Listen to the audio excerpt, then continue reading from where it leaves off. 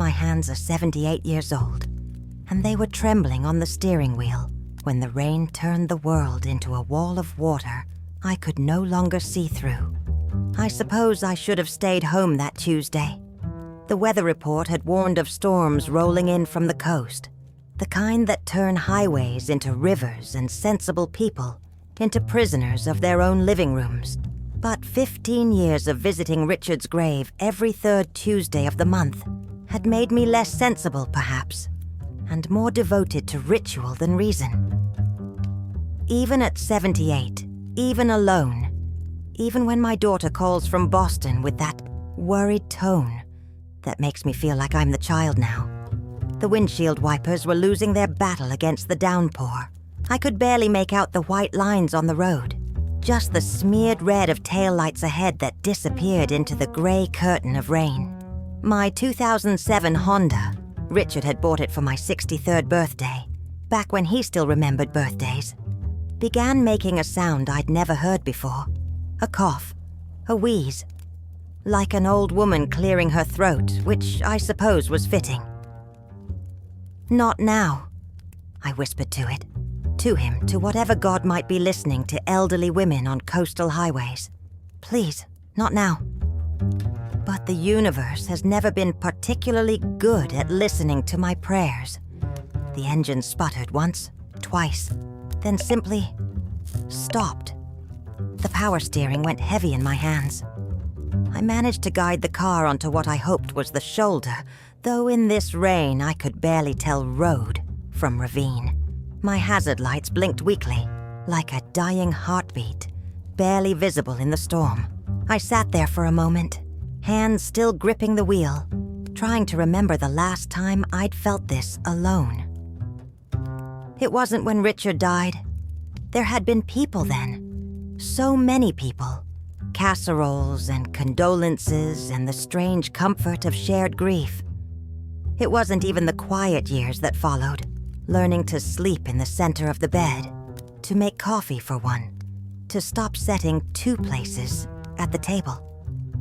No, this loneliness was different. This was the loneliness of being invisible, of being 78 on a deserted highway in a storm, knowing that if I disappeared right now, it might be hours before anyone noticed, days perhaps, before anyone cared. I reached for my phone. Of course, no signal. The universe and I have always had this relationship. It asks me what could possibly go wrong, then answers its own question with enthusiasm. Through the rain-streaked window, I could see only gray. Gray sky, gray road, gray future.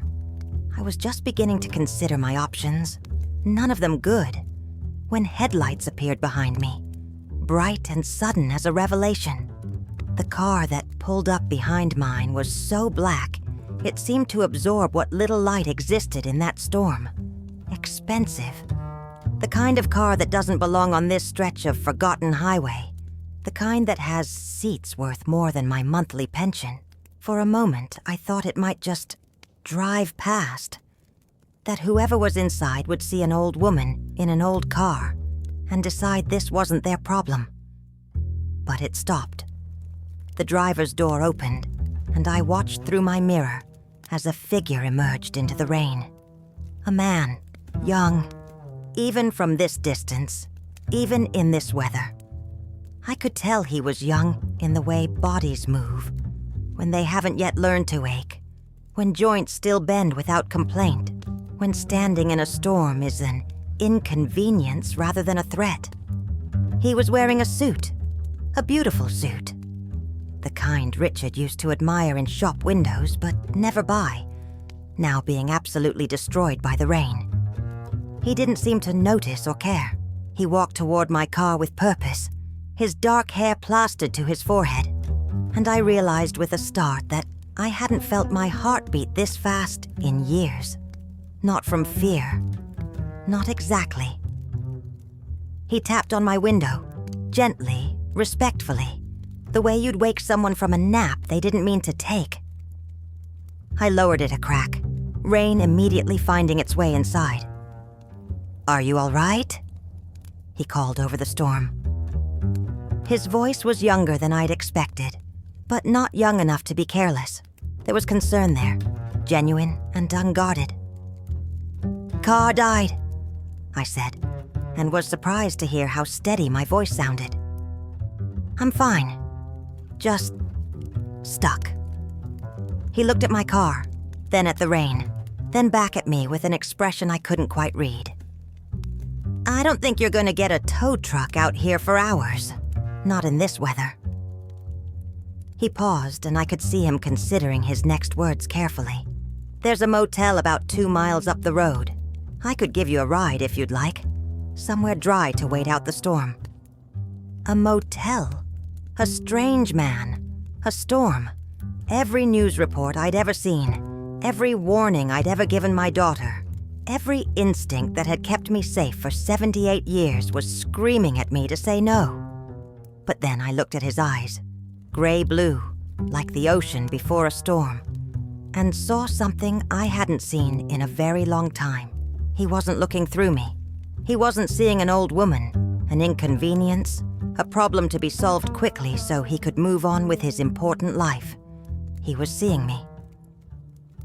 "I suppose that's sensible," I heard myself say, as if I were watching someone else make this decision. "Thank you." He opened my door and held out his hand to help me out, and I noticed his hands were younger than my grandson's, smooth, unlined. As I took it, I felt a strange flutter in my chest. Not attraction, not yet, but something else. Recognition, perhaps. Of what?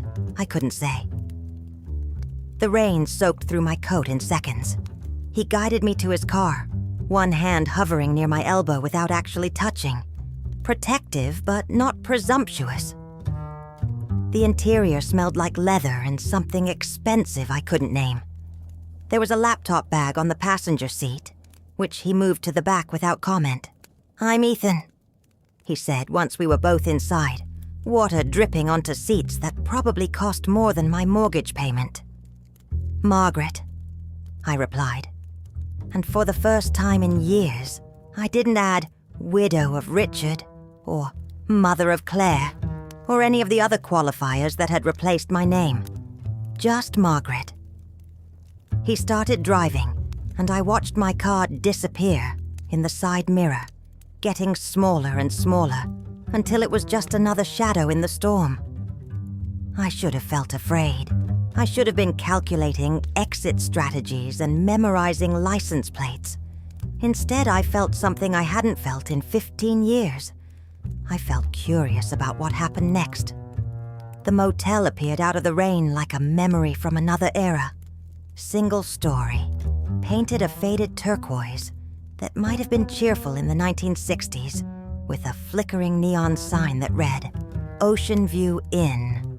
Despite being at least 3 miles from any ocean view, the parking lot held only 2 other cars, both as worn as mine, both as forgotten. "It's not much," Ethan said, and I could hear the apology in his voice. "It's dry," I replied. "That makes it a palace right now." He parked close to the office and looked at me with an expression I couldn't quite read. "I'll get you a room. Please let me. I can't just leave you here without knowing you're safe." There was something in his voice that caught me off guard. Not pity, not charity. Something else.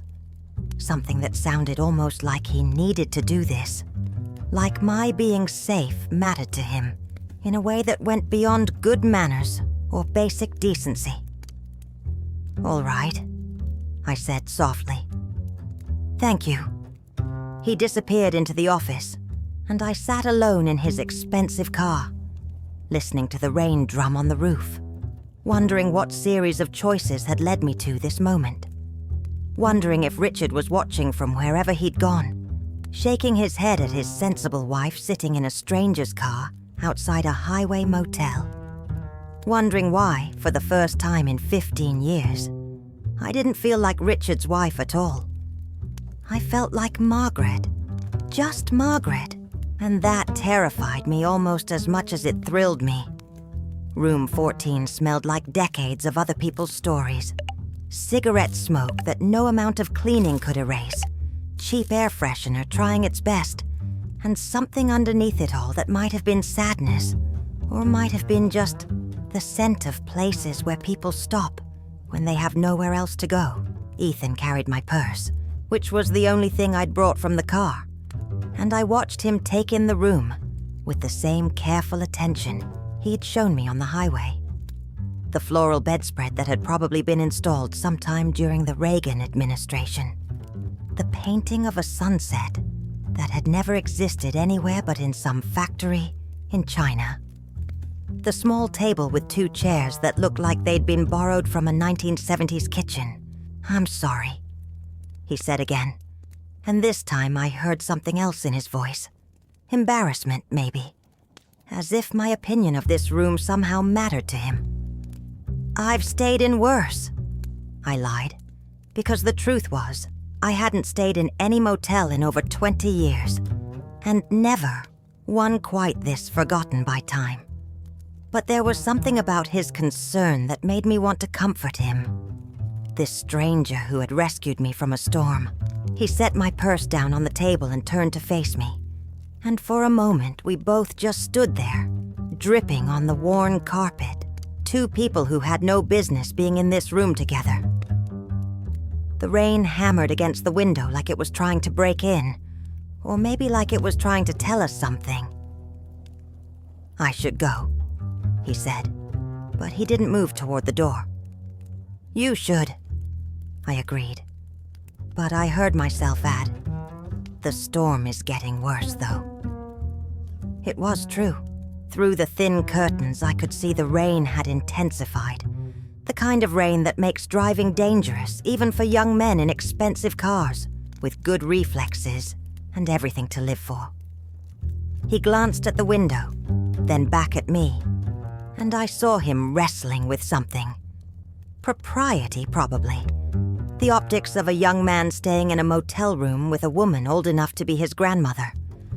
What people would think, if there were any people around to think anything at all. "There's a chair," I heard myself say, and I still don't know what possessed me to say it. "You could wait out the worst of it. I don't mind the company." The words hung in the air between us like a confession, like an invitation to something I didn't understand myself. I should have been embarrassed. I should have been worried about propriety, about what my daughter would say, about what I would say to myself in the morning when I had to explain this decision. But all I felt was curious, and maybe a little bit brave. "Are you sure?" he asked, and the way he asked it, like he genuinely cared about my answer, like my comfort mattered more than his convenience, made something tight in my chest loosen just a little. "I'm sure," I said. "Besides, you paid for the room. Seems wasteful not to use it." He smiled at that, a real smile that reached his eyes and made him look even younger than I'd thought. 30, maybe. 32 at most, young enough to be my grandson. The thought should have made me ashamed. Instead, it just made me sad. Not for him, for me. For all the years I'd spent invisible, for all the times I'd walked into a room and seen people's eyes slide right past me, like I was furniture, like I was already part of the wallpaper. But he was looking at me now, really looking. "All right," he said softly, and moved to the chair by the window, the one that looked slightly less worn than its partner. "Thank you, Mrs. Margaret," I said quickly. "Just Margaret. I haven't been a Mrs. in a long time." He nodded as if he understood, though how could he? He settled into the chair with the easy grace of someone whose body hadn't yet betrayed him, with aching joints and stiff muscles. I took the other chair, leaving the distance of the small table between us. A safe distance, a proper distance. The kind of distance that said this was innocent, that this was just 2 people waiting out a storm. For a while, we didn't speak, just sat there listening to the rain, to the occasional rumble of thunder, to the silence that somehow wasn't uncomfortable. I found myself watching him in quick glances, the way you might watch a bird that's landed on your windowsill, afraid that if you look too directly, too obviously, it will startle and fly away. He'd removed his jacket and draped it over the back of his chair. His shirt was still damp, clinging to shoulders that spoke of gyms and personal trainers and the kind of discipline that comes from having nothing but time to perfect yourself. His hair was starting to dry, curling slightly at the edges in a way that made him look boyish and oddly vulnerable. "You visit often?" he asked suddenly, and I must have looked confused because he added, "Your car." I noticed the cemetery sticker on the bumper. My hand went automatically to the small gold cross at my throat, the one Richard had given me on our 40th anniversary. "My husband," I said. "Every third Tuesday. 15 years now." "I'm sorry." "Don't be," I said, surprising myself with the sharpness in my voice. Everyone's always sorry, as if their sorry could bring him back, as if their sorry makes any difference at all. I expected him to look away, to make some excuse and leave, to prove himself like all the others, who didn't know what to do with an old woman's anger. But he didn't. He just nodded, slow and thoughtful, and said, "You're right. I am sorry, but not for the reason you think. I'm sorry that people say sorry when what they really mean is, I don't know what else to say. I'm sorry that you've probably heard that word so many times, it doesn't mean anything anymore." Something in my chest cracked open, just a little, just enough to let in a breath I didn't know I'd been holding. "What should they say?" I asked, genuinely curious. He was quiet for a moment, considering. "Maybe they should ask what you miss most, or tell you it's okay to be angry, or just sit with you, like this." The rain was softening now, from a roar to a whisper, but neither of us moved to leave. He had his arms crossed loosely over his chest, his eyes on the window, but his attention somehow still on me. I realized I couldn't remember the last time someone had given me their full attention like this. Not my daughter, who loved me, but was always distracted by her own busy life. Not the women at church who were kind but treated me like a project, something to be managed and pitied. Not even Richard, in those last years when the illness took his mind before it took his body. "What do you miss most?" Ethan asked softly, and I understood that he was giving me permission to answer the question he'd said people should ask. I looked down at my hands, at the age spots, and the thin skin, and the wedding ring I still wore, even though there was no marriage left to honor. The feeling that someone knew me. I said finally. Really knew me. Not just the parts I showed in public, but all of it. The petty thoughts and the secret fears and the dreams I was too embarrassed to say out loud. When I looked up, his eyes were on me, and they were so full of something I couldn't name that I had to look away. "I know what you mean," he said quietly. "Do you?" I didn't mean it to sound challenging, but it did. "You can't be more than 30. You have your whole life ahead of you." "I'm 32, he said. "And I'm not sure having life ahead of you makes loneliness any easier. Maybe it makes it worse, because you know you have decades left to feel invisible." There was something in his voice that made me look at him more carefully. Really look. And I saw it then. The same thing I'd been carrying around for 15 years. That particular kind of loneliness that comes from being surrounded by people who see what they expect to see, not who you actually are. "Why are you out here?" I asked. "On this highway, in this storm, alone in a car that costs more than some houses." He smiled, but it didn't reach his eyes. Running away, he said simply. From expectations. From a life that looks perfect from the outside but feels empty from the inside. From being Ethan Caldwell, tech millionaire instead of just Ethan. I understood then. We were both running, both invisible in our own ways. Him because he was too successful, too young, too everything people wanted him to be. Me because I was too old, too quiet, too easy to overlook.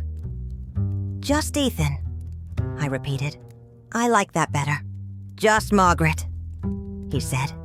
And the way he said my name, like it was important, like it mattered, made me feel something I hadn't felt in so long, I'd almost forgotten what to call it. I felt seen. The rain had slowed to a gentle patter, but neither of us suggested he leave. Instead, we sat there in that cheap motel room, two strangers who somehow weren't strange at all, and we started to talk. Really talk. And I had no idea that this conversation would change everything.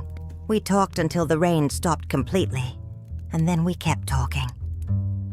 I can't remember now who started it, or what the first real question was. Maybe it doesn't matter. What matters is that somewhere between the storm ending and the dawn beginning to threaten the horizon, we stopped being a young man and an old woman in a motel room and became something else entirely. Two people telling the truth. He told me about building his first company at 24, selling it at 28 for more money than he knew what to do with. About the second company, the third, the way success multiplied until he couldn't remember what he'd been trying to prove in the first place. About board meetings where everyone agreed with him because he was rich, not because he was right. About women who wanted Ethan Caldwell the brand, not Ethan the person who still remembered what it felt like to be uncertain. "I'm 32, he said, his voice quiet in the dim room. And I can't remember the last time someone told me I was wrong about something. Not because I'm always right, but because I'm always rich. I wanted to tell him it would get better, that he'd find people who saw past the money. But I'd lived too long to believe in comfortable lies. I'm 78, I said instead. And I can't remember the last time someone asked my opinion on anything that mattered. Not because I'm stupid, but because I'm old. He looked at me then, really looked, and I saw recognition in his eyes. We were opposites, in a way. Him too visible for all the wrong reasons. Me invisible for reasons just as wrong. But the loneliness was the same. "What did you want to be?" he asked suddenly. "Before everything. Before obligation and expectation.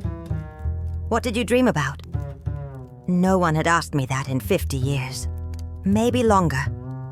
My daughter knew me as Mom. My late husband had known me as his wife. The women at church knew me as Richard's widow, as the lady who brought lemon bars to the potluck. But what I wanted, what I dreamed. "A writer," I heard myself say, and the word felt strange in my mouth, like speaking a language I'd forgotten. I wanted to write novels, big sweeping stories about ordinary people doing extraordinary things. I laughed, but it sounded sad even to my own ears. I wrote 3 chapters once, when Claire was in kindergarten. Richard read them and said they were nice, but maybe I should focus on more practical things. "Did you ever finish it?" "No." The word hung in the air like an admission of guilt. I told myself there wasn't time. But the truth is, I was afraid. Afraid it wouldn't be good enough. Afraid people would laugh. Afraid of wanting something that wasn't about being someone's wife or someone's mother. Ethan was quiet for a long moment, his eyes on his hands. Young hands, I noticed again, smooth and strong and full of time he hadn't used yet. "I'm afraid all the time," he said softly. Afraid that everything I've built doesn't mean anything. Afraid that I'll wake up at 60 and realize I spent my whole life being successful at things I don't care about. He looked up at me. Afraid that I'll end up surrounded by people and still completely alone. My heart ached for him then, not with pity. He didn't need that, but with understanding. You want to know the worst part about getting old? I asked. Tell me. People stop asking what you think. They stop wondering what you feel. They look at your wrinkles and your gray hair, and they decide they already know everything about you. You become a type, not a person. The sweet old lady, the lonely widow, the grandmother who smiles and nods and doesn't make waves. Do you make waves? He asked, and there was something almost hopeful in his voice. I thought about that, about all the times I'd bitten my tongue at family dinners, at church meetings, at doctor's appointments, where physicians spoke about me like I wasn't in the room, about all the opinions I'd swallowed, all the anger I'd smoothed over, all the versions of myself I'd tucked away, because they didn't fit the acceptable narrative of who a 78-year-old widow should be. No, I admitted. I stopped making waves a long time ago. It was easier to be quiet, to be manageable. Is that what you want? To be manageable? The question landed like a stone in still water, sending ripples through me. No one had asked me what I wanted in so long. Not my daughter, who loved me but had already decided what was best for me. Not my doctor, who talked about quality of life like it was something that could be measured in pills and safe choices. Not even myself, because wanting things at 78 felt greedy somehow, ungrateful. I started, then stopped, surprised by the emotion rising in my throat. I want to matter again. Not as someone's mother or someone's memory. Just as Margaret. I want someone to be curious about what I think, what I feel, what I still dream about even though I'm supposed to be done dreaming. You matter, Ethan said, and his voice was so certain, so free of pity or politeness, that I had to look away. You don't know me. Maybe that's why I can see you clearly. The words settled over me like a blanket, warm and unexpected. Outside, the sky was beginning to lighten. Not quite dawn, but that fragile moment before, when night is thinking about letting go. We'd been talking for hours. My back ached from sitting, my eyes felt heavy. But I didn't want to sleep. I didn't want this to end. Your turn, I said, needing to shift the focus away from myself before I said something I couldn't take back. What do you dream about? And don't say another company or another acquisition. What keeps you up at night, in a good way? He smiled, a real smile this time, boyish and unguarded. This is going to sound stupid. Try me. I want to build something beautiful, not profitable. Beautiful. Something that makes people feel something when they see it. A building, maybe. Or a garden. Or, I don't know, something that will still be here when I'm gone. That will make someone stop and say, someone cared about this. I looked at this young man in his expensive shirt, sitting in a cheap motel room, telling me about beauty. And I felt something shift inside me. Something I thought had died with Richard, or maybe long before that. I felt awake. That's not stupid, I said quietly. That's the least stupid thing I've heard in 15 years. He met my eyes, and for a moment neither of us spoke. The silence wasn't empty, though. It was full of everything we weren't saying. Everything we were both too afraid or too careful to name. The sky was definitely lighter now. Soon the sun would rise and this strange night would be over, and we'd go back to being who we were before the storm. An old woman, a young millionaire. two people who had no business sitting in a room together, sharing truths they hadn't shared with anyone else. But we had a few more hours of darkness left, and I wanted to use every single one of them. I must have fallen asleep in the chair, because I woke to sunlight streaming through the thin curtains and a blanket draped over my shoulders that I didn't remember being there. Ethan was still in the other chair, but he'd turned it to face the window, watching the morning paint the parking lot in shades of gold. He'd found the blanket somewhere, probably the closet, and given me his. He was just sitting there in his wrinkled shirt, elbows on his knees, looking at nothing in particular with an expression I recognized. He looked like someone trying to figure out how to go back to a life that no longer fit. "You're still here?" I said, my voice rough with sleep. He turned and his face brightened in a way that made my chest ache. "You fell asleep mid-sentence." I couldn't leave without knowing how the story ended. "What story?" "You were telling me about the time you drove to California by yourself in 1985. You'd gotten to the part about the flat tire in Nevada and the cowboy who stopped to help." I had been telling him that. I'd forgotten that story myself. Hadn't thought about it in decades.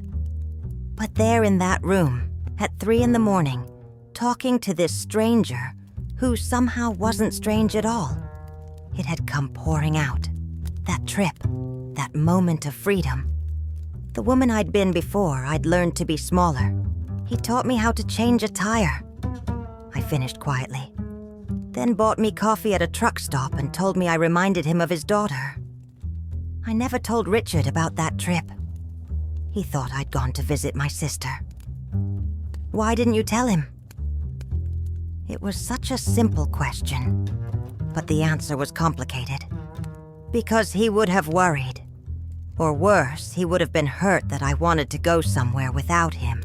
And maybe because I needed something that was just mine. Does that make sense?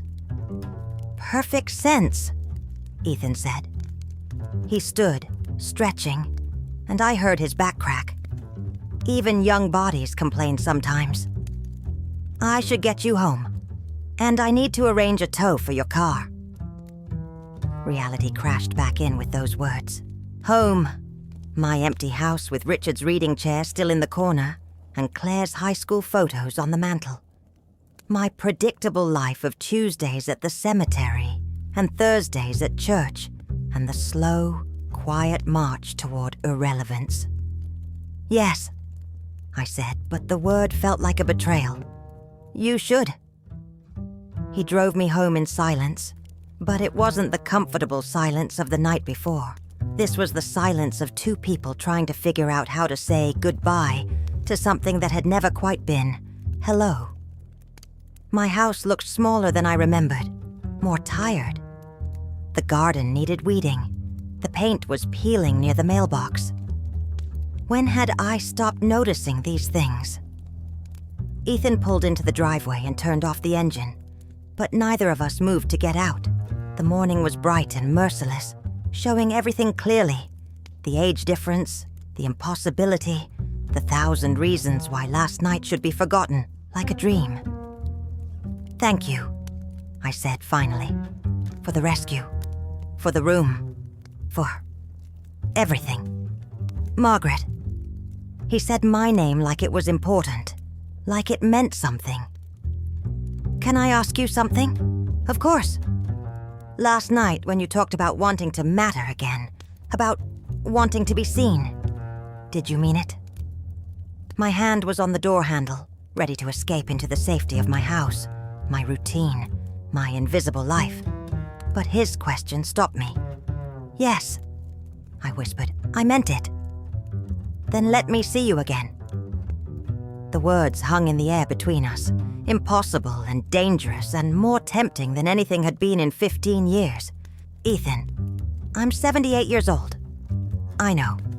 "You're 32." "I know that too." People would talk. They would assume things. Terrible things. Let them. He turned in his seat to face me fully, and his eyes were so earnest, so free of the cynicism that age teaches us. I'm not asking for... I don't know what I'm asking for exactly. But I know that I talked to you more honestly last night than I've talked to anyone in years. I know that when I'm with you, I feel like I exist. Not as a brand or a bank account or a disappointment to my father's legacy. Just as Ethan. Just Ethan, I repeated and felt tears prick my eyes. Just Margaret, he said softly. Can I call you? Can we have coffee? Can we just see what this is? Every practical bone in my body was screaming, no. Every year of experience, every lesson learned the hard way, every instinct for self-preservation said this was madness. But there was another voice too, quieter but more insistent. The voice of the woman who'd driven to California alone in 1985. The woman who'd wanted to write novels. The woman who'd spent 50 years being practical and appropriate and small. That woman wanted to say yes. I don't know if I can do this, I said honestly. I don't know if I'm brave enough. You drove through a storm to visit a grave. You got in a stranger's car. You spent the night talking to someone you'd never met about things you'd never told anyone. You're brave enough. He pulled out his phone, and I realized he was waiting for my number. Such a simple thing. 10 digits that would connect us. That would mean this didn't have to end here in my driveway with the morning sun showing us how impossible this was. I gave him my number. He called it immediately, so I'd have his too. And my old phone buzzed in my purse like a small miracle. One coffee, I said, trying to sound stern, trying to sound like I knew what I was doing. That's all I'm promising. One coffee, he agreed. But he was smiling, and I was smiling, and we both knew we were lying. He walked me to my door because he was raised with manners, this young man with money and kindness in equal measure. On my porch, surrounded by the petunias I'd planted and forgotten to water, he paused. Thank you, Margaret, for last night, for being real with me. Thank you for seeing me, I said. And then, before I could think better of it, I stood on my tiptoes, which at my age is no small feat, and kissed his cheek. His skin was warm and smooth and young, and the gesture felt both maternal and not maternal at all. It felt dangerous. It felt right. I went inside quickly, before I could do anything else foolish, and watched from the window as he got in his car.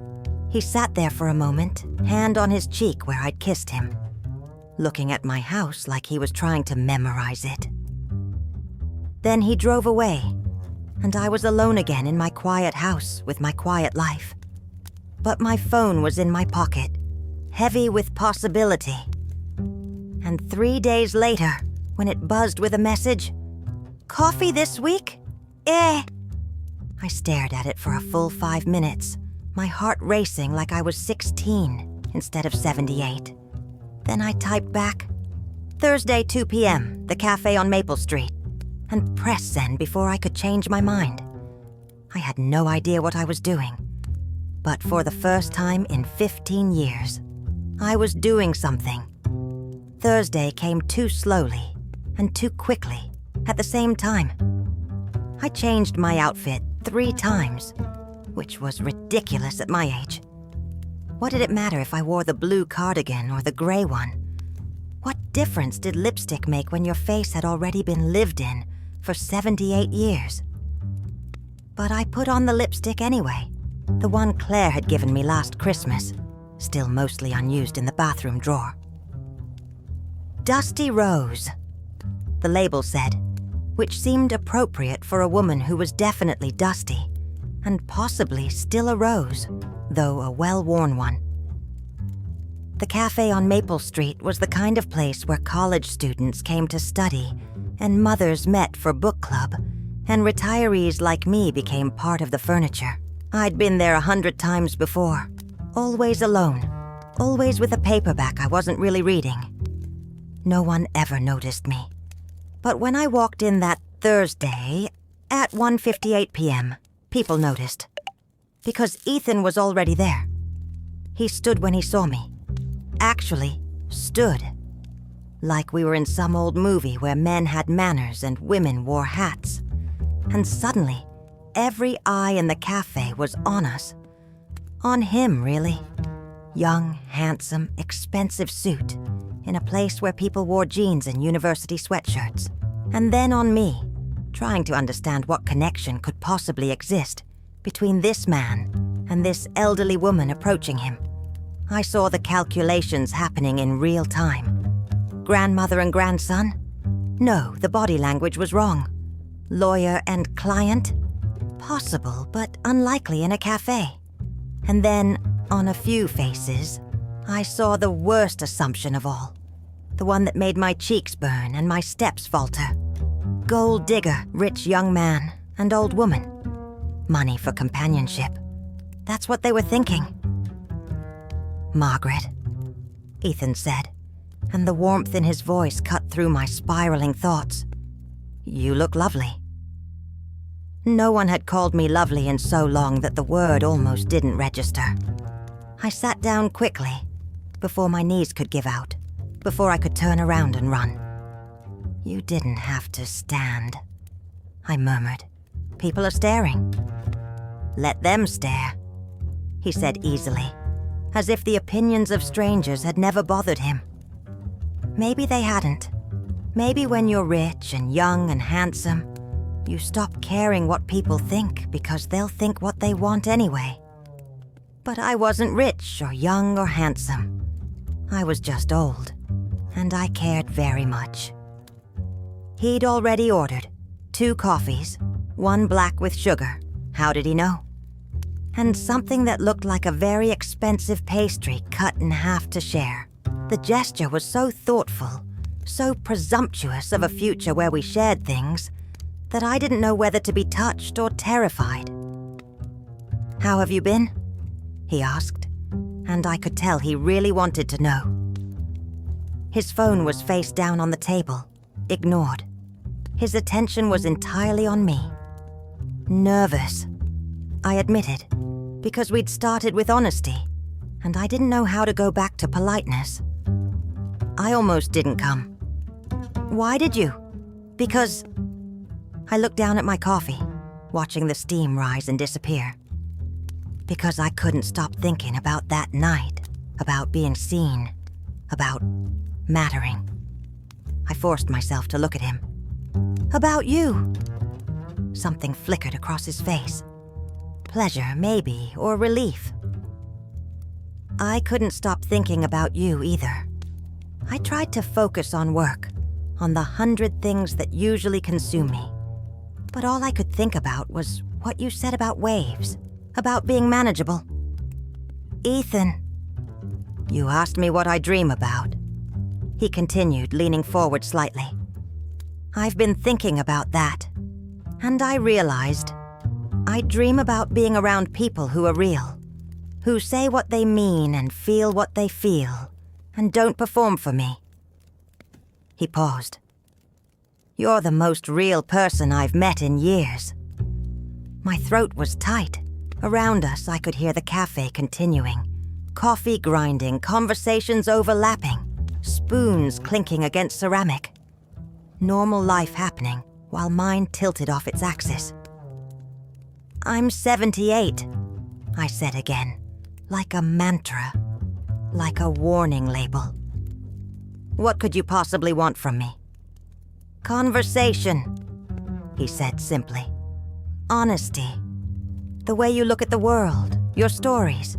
The chance to be just Ethan around someone who doesn't want anything from me, except to talk. People will think. People always think. Last week, someone wrote an article calling me a tech bro, with more money than sense.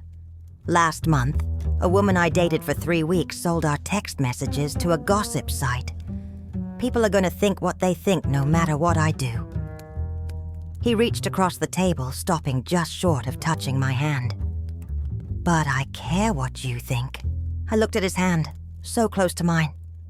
Young skin and old skin, separated by inches and decades, and everything the world said was impossible. I think this is madness, I whispered. Good madness, or bad madness. Despite everything, I smiled.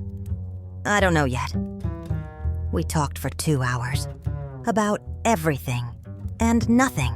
He told me about a building he wanted to design, all glass and gardens, something that would bring nature into the city. I told him about the novel I'd never written, about the protagonist who was supposed to be brave in ways I never was.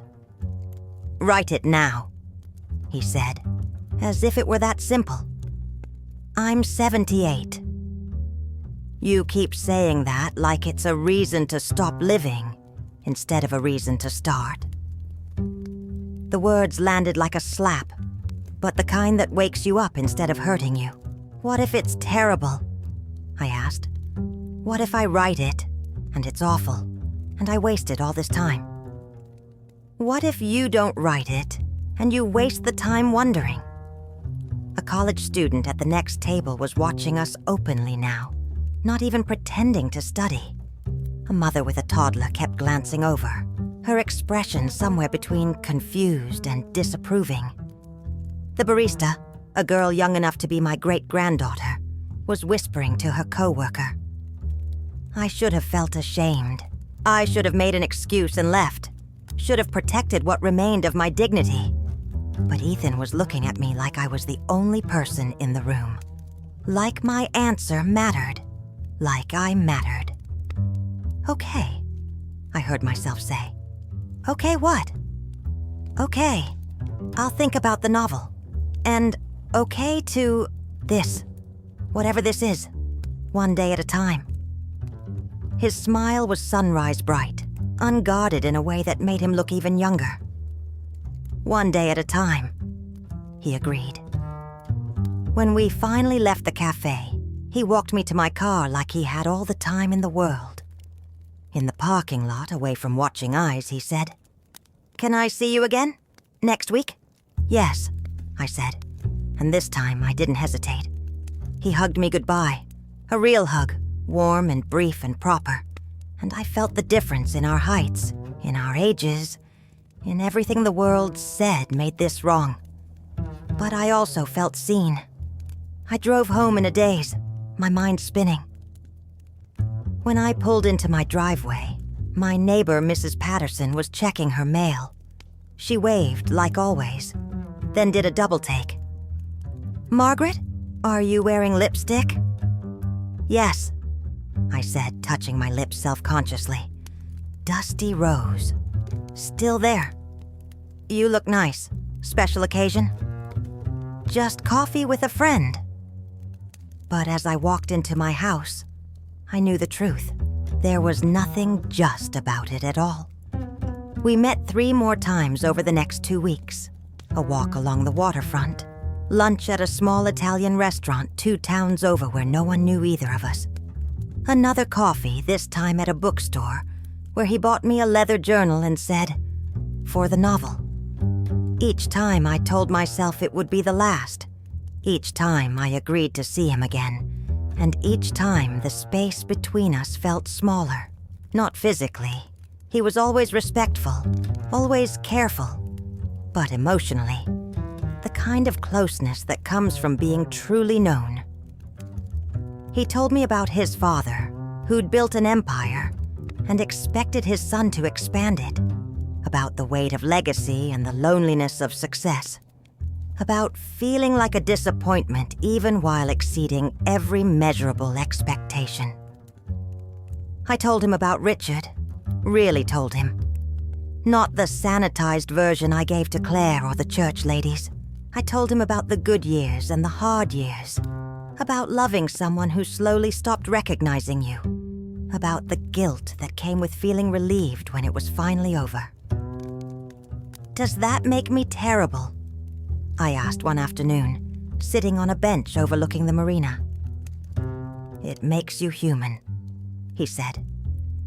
We didn't touch, but I wanted to. I wanted to take his hand, to rest my head on his shoulder, to close the careful distance we maintained. But I was 78 and he was 32, and wanting things didn't make them appropriate. Then Claire called. It was a Tuesday evening. I was making dinner. Just soup for one, the way I always did, when my phone rang. "Mom," she said, and I could hear something in her voice. Not quite anger, not quite concern. Something worse. Disappointment. "Hi, sweetheart. How are..."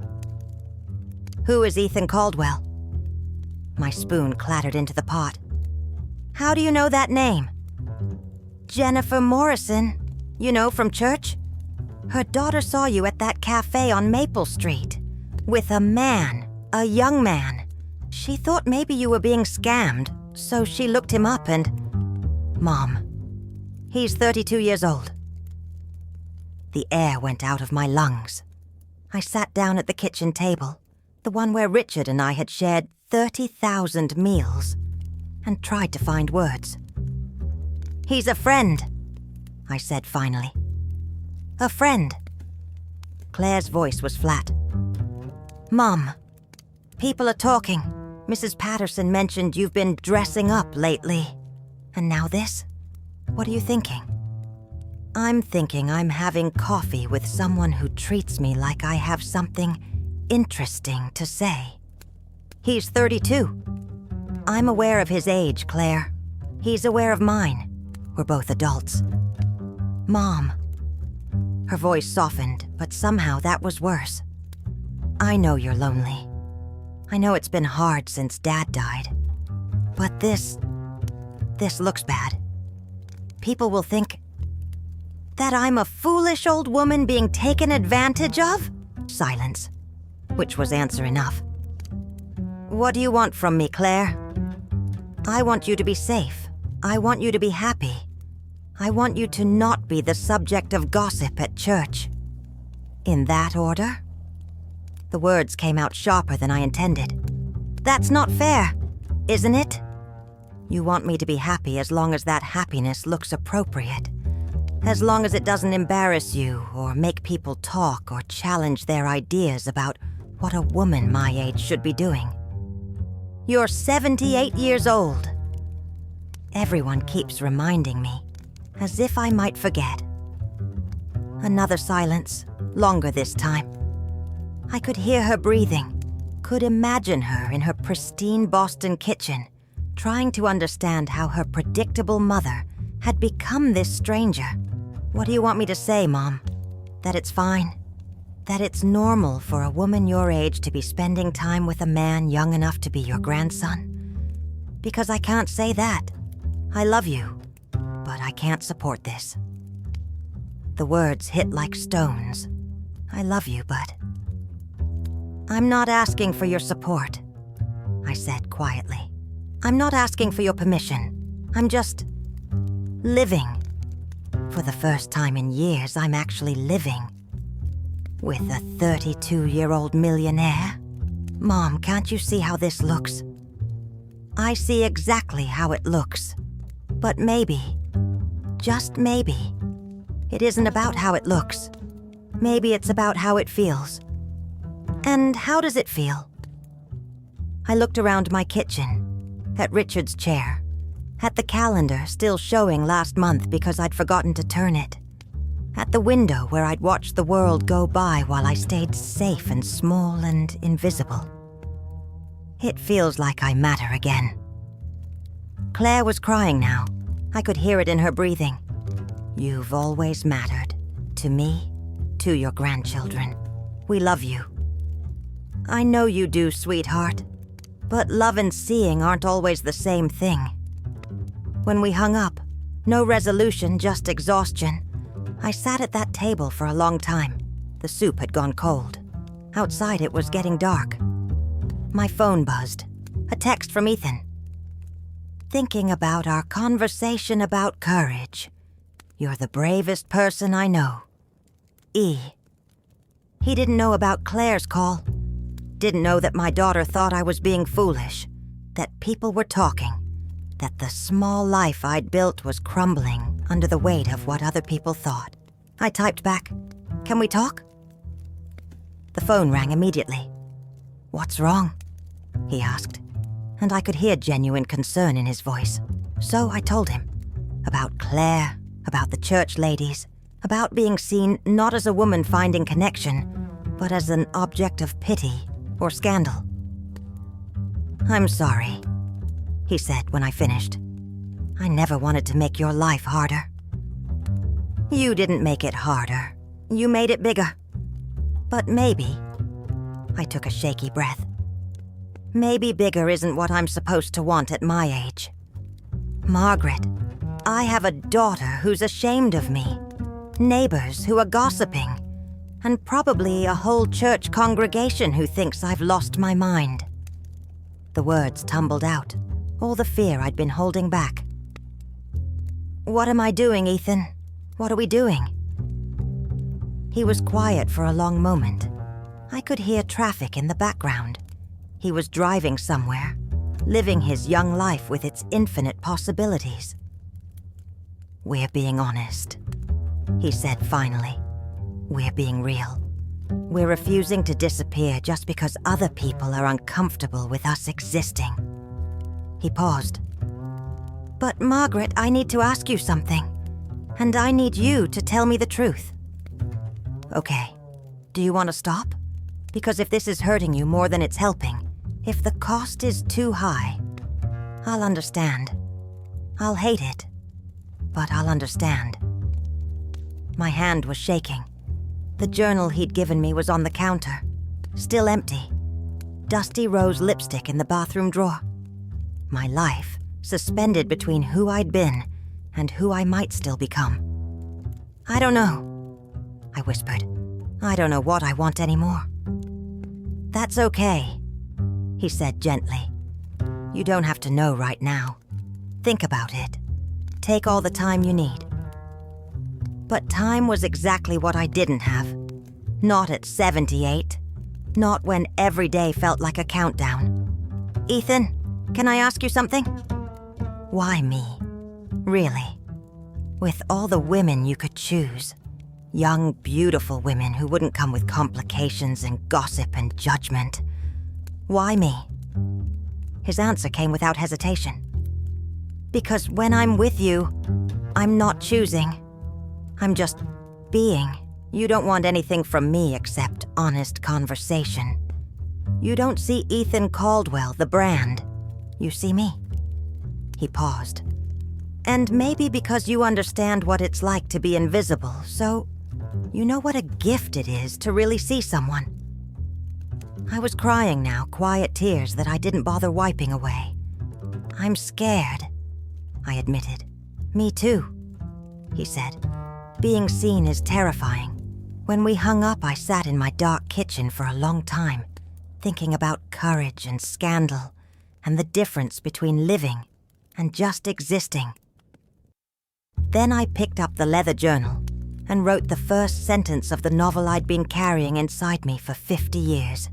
It started with a woman who'd forgotten how to be brave. But the ending was still unwritten. I didn't see Ethan for a week after that phone call, not because he didn't ask. He did, gently, giving me space to think. But because I needed to sit with the discomfort of my own choice. The novel helped. Every evening I wrote, not much, a paragraph here, a page there. But it was something. The protagonist was a woman named Eleanor, who'd spent her whole life being careful, and who one day decided that careful was just another word for half alive. I wondered if Ethan knew he'd given me more than a journal. He'd given me permission to want things again. But wanting and having are different countries, separated by an ocean of consequences. Claire didn't call back, which hurt more than her anger would have. Mrs. Patterson stopped waving when she saw me. At church on Sunday, the women's group had a conversation that died the moment I approached. I was becoming what I'd feared most. A story people told. A cautionary tale. The sad old woman who didn't know any better. On Thursday afternoon, my phone buzzed. "Ethan." I'm in town for a business meeting. Can I see you? Even just for a few minutes?" I stared at the message for a long time. Then I wrote back, "Yes, the marina, 4 p.m. He was already there when I arrived, sitting on our bench. When had it become ours, watching the boats rock gently in their slips? He stood when he saw me, and I could see the question in his eyes before he even spoke. "Hi," he said softly. "Hi." We sat, leaving that careful space between us. The October air was cool, autumn finally asserting itself after a long summer. Leaves were turning gold and red, beautiful in their dying. "I've been thinking," I started, then stopped. How do you put into words the weight of a choice you're not sure you have the courage to make? "Tell me," he said, and I heard no pressure in his voice, just openness, just that quality that had drawn me to him from the beginning. He listened like my words mattered. "I started writing the novel." His face lit up. "Margaret, that's wonderful. It's about a woman who plays it safe her whole life, who colors inside the lines and does what's expected and never makes waves." I looked out at the water. And then one day, she realizes that safe is just another kind of cage. What happens to her? I don't know yet. I haven't decided if she's brave enough to break out. The silence stretched between us, full of everything we weren't saying.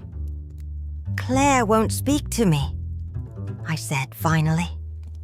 "People at church look at me like I'm having a mental breakdown. My neighbor actually asked if I needed the number for a good therapist." I laughed, but it sounded hollow. Maybe they're right. Maybe this is madness. "Is it?" Ethan asked quietly. "Or is everyone else mad, trying to convince you that feeling alive is somehow wrong? You make it sound simple. It's not simple. It's terrifying. But Margaret..." He turned to face me fully. "I need to show you something." He pulled out his phone and showed me a photo. A family, parents, 2 younger siblings, all beautiful, all poised, all looking at the camera with practiced smiles. "That's my family," he said. "They're coming to visit next week. They want to meet you." My heart stopped. "What?" "I told them about you, about how we met, about our conversations, about how you make me feel like myself instead of an investment portfolio." He smiled, but it was sad around the edges. "My mother said I was going through a phase. My father said it was inappropriate. My brother made a joke about midlife crisis that I won't repeat. Ethan, but I don't care what they think. I care what you think. I care that you're happy, that you're writing, that you're alive in a way you weren't before we met." He paused. "But I also care that I'm not destroying your life. So I need you to tell me, honestly, what do you want?" What did I want? I wanted to be 78 without apologizing for it. I wanted to have coffee with someone who made me laugh, without people assuming I was being taken advantage of. I wanted my daughter to see me as a person, not just as her mother. I wanted to write my novel and wear lipstick and feel like I mattered. I wanted to be brave, but I also wanted peace. I wanted to not be whispered about. I wanted Claire to call me back. I wanted my small, quiet life where at least I knew the rules. "I want both," I admitted. "I want to be with you, and I want my old life back, and I know that's impossible, so choose," he said gently. "I'll respect whatever you choose, but choose for you, not for them."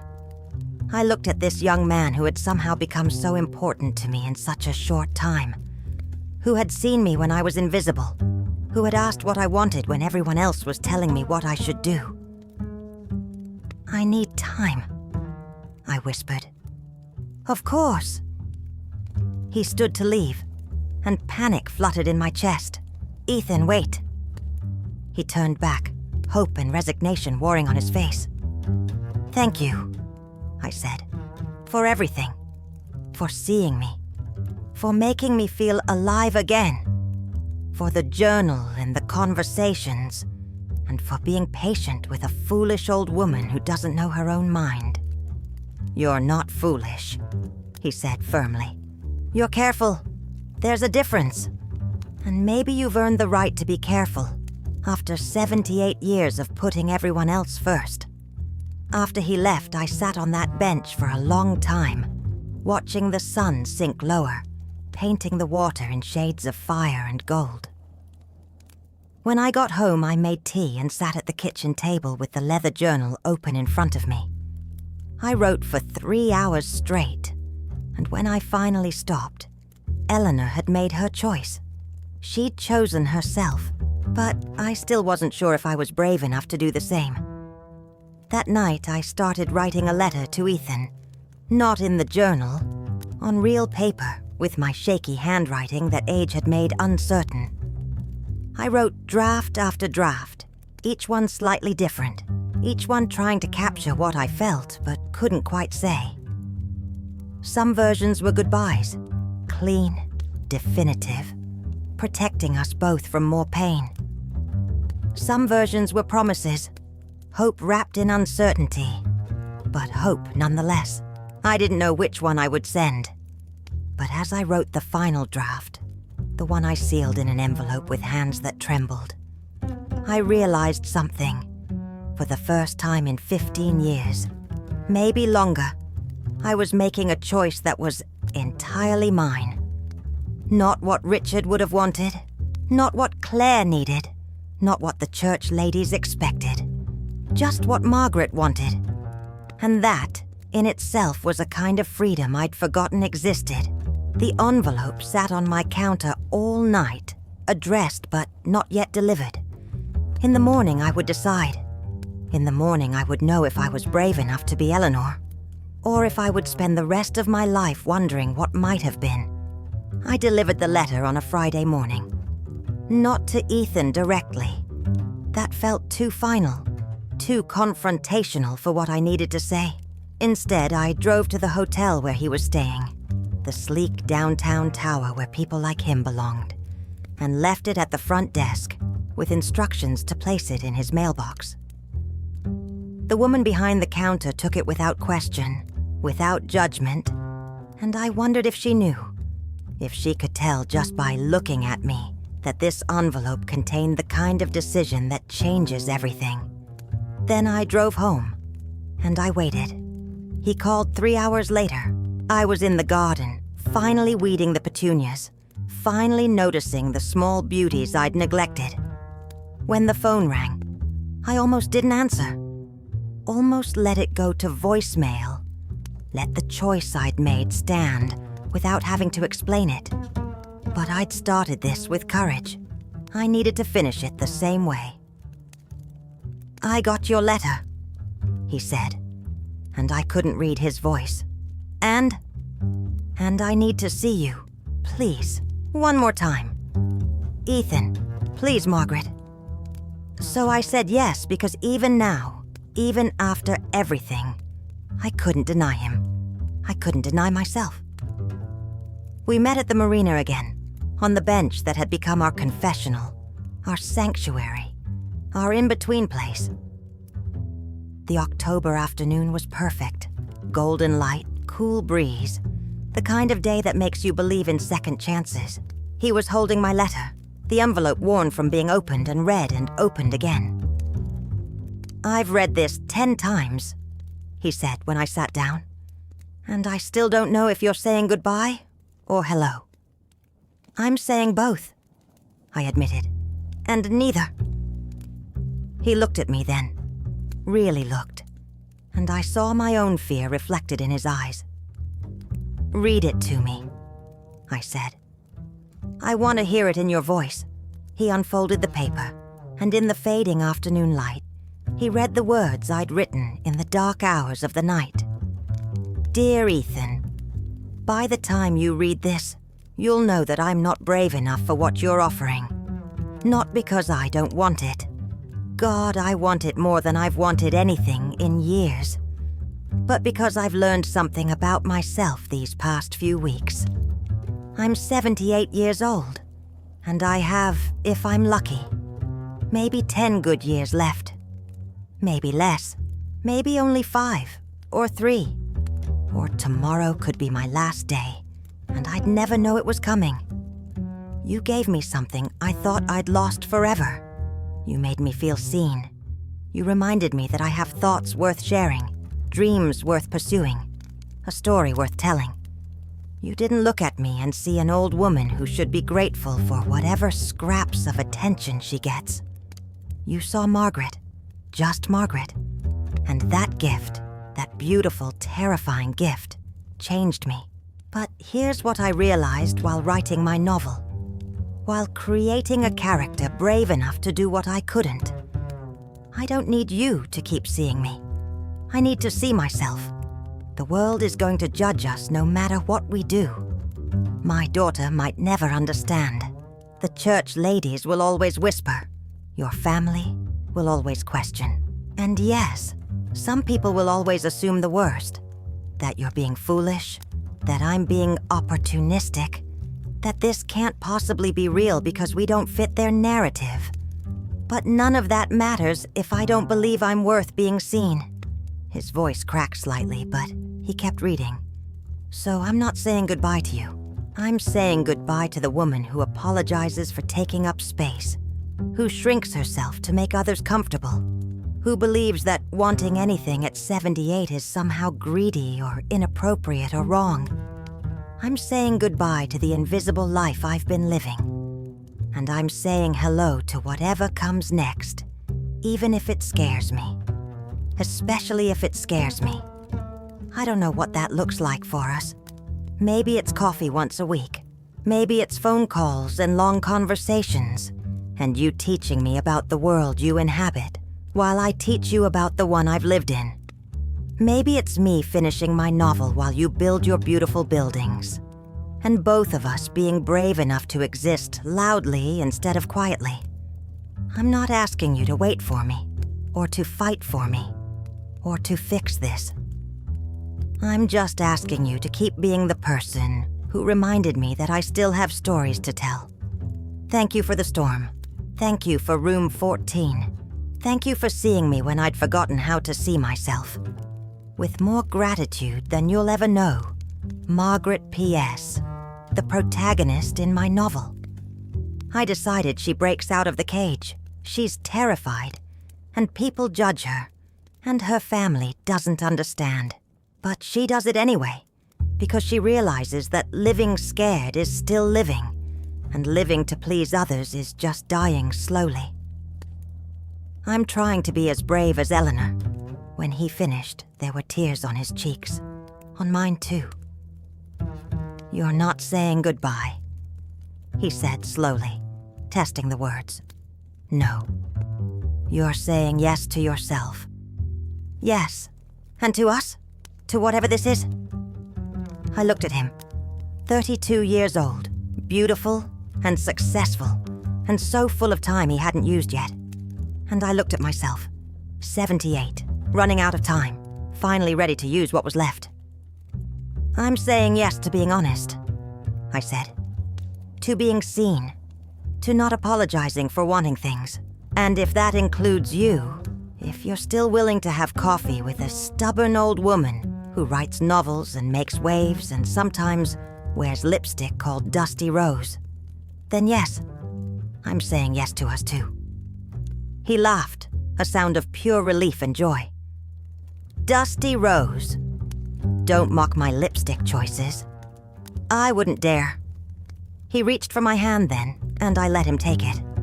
Our fingers intertwined, young skin and old skin, his smooth and mine weathered. And it felt exactly right. What about Claire? He asked. What about the church ladies? Claire will come around or she won't. Either way, I love her, but I can't live my life for her approval anymore. I squeezed his hand.